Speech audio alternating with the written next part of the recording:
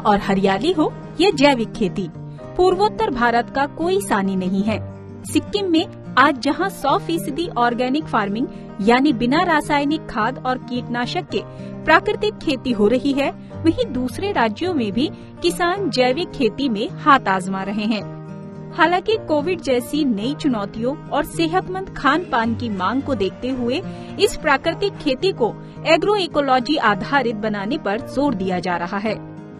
इसके तहत फसलों और पौधों की ऐसी मिश्रित खेती होती है जिससे मिट्टी की उर्वरता के लिए केमिकल की जरूरत ही नहीं पड़ती है। इससे खेती की लागत भी घट जाती है।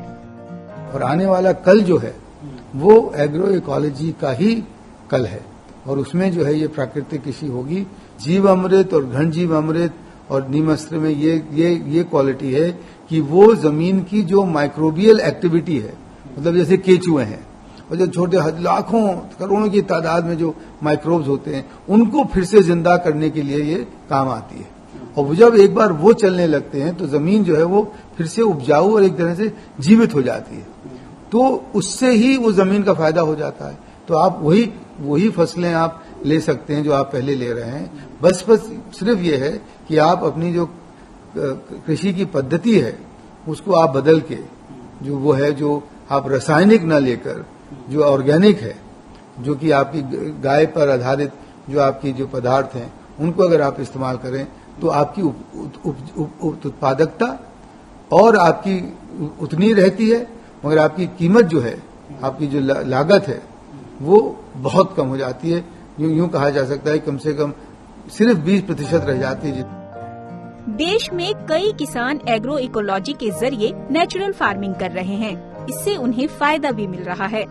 हालांकि दूसरे किसानों को इससे जोड़ने के लिए इसकी वैज्ञानिक रूपरेखा और आकलन होना जरूरी है।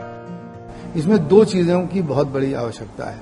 एक तो ये कि जो इसके नीचे जो हमारी इसकी जो वैज्ञानिक जो इसकी रूपरेखा है उसको हमारे जो आईसीआर के जो हमारे वैज्ञानिक हैं वो उसको जांचें और उसमें फिर उस बात को पुख्ता करें। अब जैसे हिसार हरियाणा एग्रीकल्चर यूनिवर्सिटी हिसार ने इस पर बड़ा भारी काम किया। उन्होंने इसकी बताई है कि इसमें करने वाले लोगों को क्या फायदा है, इससे कैसे ऑर्गेनिक सॉइल बढ़ती है वगैरह। तो एक काम तो ये है कि इसकी वैज्ञानिक पुष्टि करें।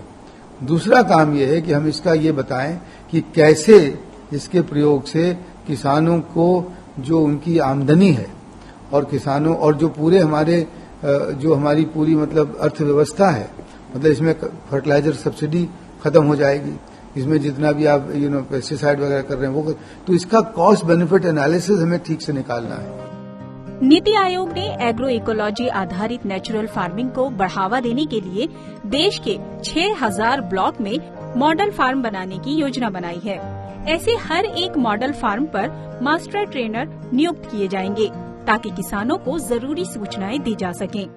तो हम ये चाहते हैं कि ये मॉडल फार्म 6000 ब्लॉक में, हर ब्लॉक में कुछ एक मॉडल फार्म बन जाए, जहां पर हमारे मास्टर ट्रेनर्स आ जाएं जो कि किसानों को ये दिखा सकें प्रत्यक्ष में कि इसको करने से कैसे उनको फायदा हुआ।